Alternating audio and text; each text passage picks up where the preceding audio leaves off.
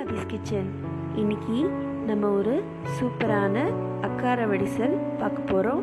ஆமாங்க, இது ஸ்ரீரங்கம் ஸ்பெஷல். இந்த ஸ்ரீரங்கம் அக்காரவடிசல் பார்க்குறதுக்கு முன்னாடி ஆதிஸ் கிச்சன் இது வரைக்கும் சப்ஸ்கிரைப் பண்ணாதவங்க ப்ளீஸ் சப்ஸ்கிரைப் பண்ணுங்கள். அப்போ தான் நான் போடுற வீடியோஸ் உங்களுக்கு தேடி வரும். இப்போது ஒரு குக்கரில் 2 டேபிள் ஸ்பூன் அளவுக்கு நெய் விட்டுக்கோங்க. விட்டுட்டு ஒரு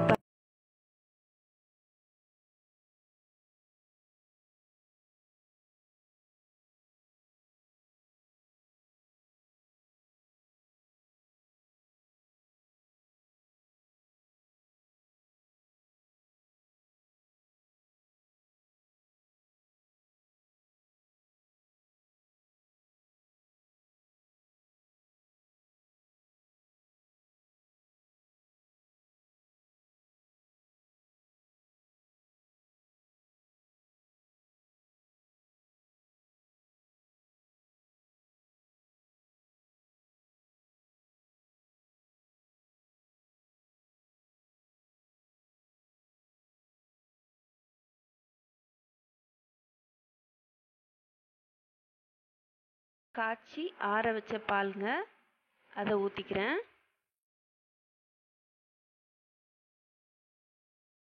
அரை கப் அரிசிக்கு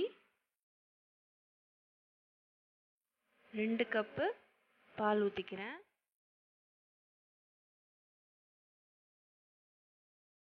போட்டு நல்லா கலந்து விட்டுருங்க. இது ஒரு கொதி வரணுங்க.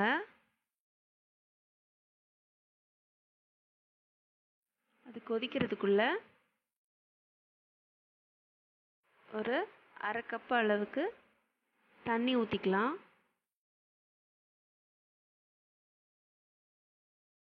இப்போ இது கொதிக்கட்டும். கொதிக்கிறதுக்குள்ள ஒரு பிஞ்ச் அளவுக்கு நான் குங்குமப்பூ எடுத்து வச்சுருக்கேன். 2 டேபிள் ஸ்பூன் வெது வெதுன்ற பாலில் ஊற வச்சுருக்கேன் கலருக்காக. இப்போது பால் கொதிக்க ஆரம்பிச்சிருச்சு.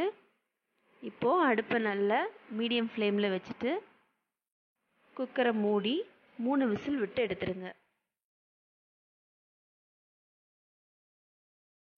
நீங்கள் ஒரு பாத்திரத்தில் கூட டைரெக்டாக வைக்காமல் பாத்திரத்தில் கூட வச்சு வைக்கலாம். பாத்திரத்தில் வச்சிங்கன்னா 5 விசில், டைரெக்டாக அது மாதிரி குக்கரில் வச்சிங்கன்னா 3 விசில் விட்டு எடுத்தால் போதும். இப்போ 3 விசிலுக்கு அப்புறமா திறந்து ஒரு கரண்டியை வச்சு நல்லா மசிச்சு விட்டுருங்க.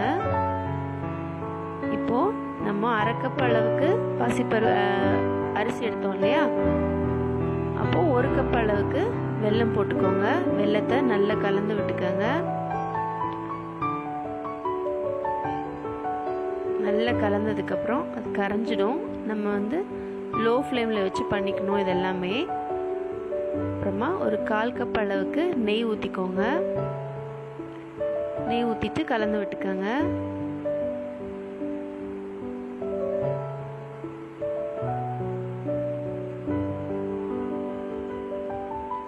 இதுக்கப்புறமா நம்ம வறுத்து வச்சுருக்கோம் இல்லையா முந்திரி பருப்பு, அதை போட்டுக்கோங்க.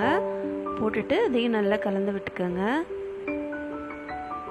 இதுக்கப்புறமா 1 கப் அளவுக்கு பால் ஊற்றிக்கோங்க. பால் ஊற்றிட்டு நல்லா கலந்து விட்டுக்கோங்க. இது பால் நிறைய ஊற்றுறதுனால நல்ல ரிச்சான ஒரு டேஸ்ட் இருக்குங்க. ரொம்ப க்ரீமியாக இருக்கும்.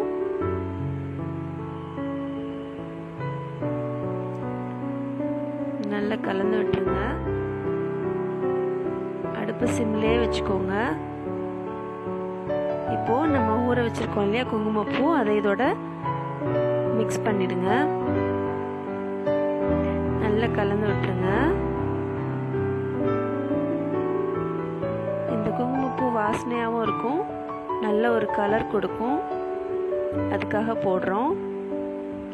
பச்சை கற்பூரம் கூட நீங்கள் போட்டுக்கலாம். ஆனால் நான் இதில் பச்சை கற்பூரம் போடல.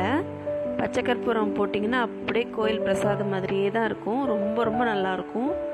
இதோட 3 ஏலக்காய் போட்டுக்கோங்க. பச்சை கற்பூரம் போடுறதா இருந்தால் ஒரு பிஞ்ச் போடுங்க. அதுக்கு மேலே போட்டிங்கன்னா நல்லா இருக்காது. 3 ஏலக்காய் போட்டுட்டு கலந்து விட்டுக்கிறேன். திருப்பி 1 கப் அளவுக்கு பால் ஊற்றிக்கிறேங்க.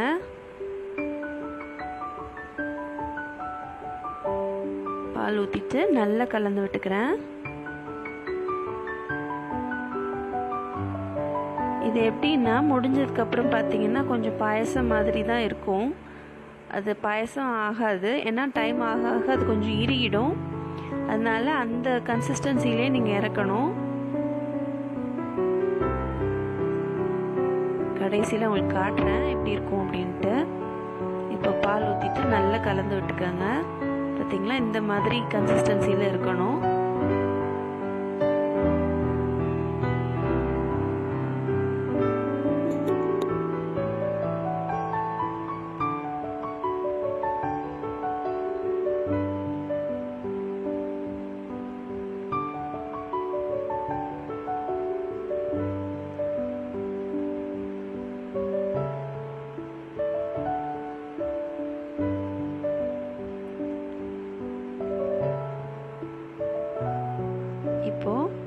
திருப்பி ஒரு 1/4 கப் அளவுக்கு நெய் ஊற்றிக்கோங்க.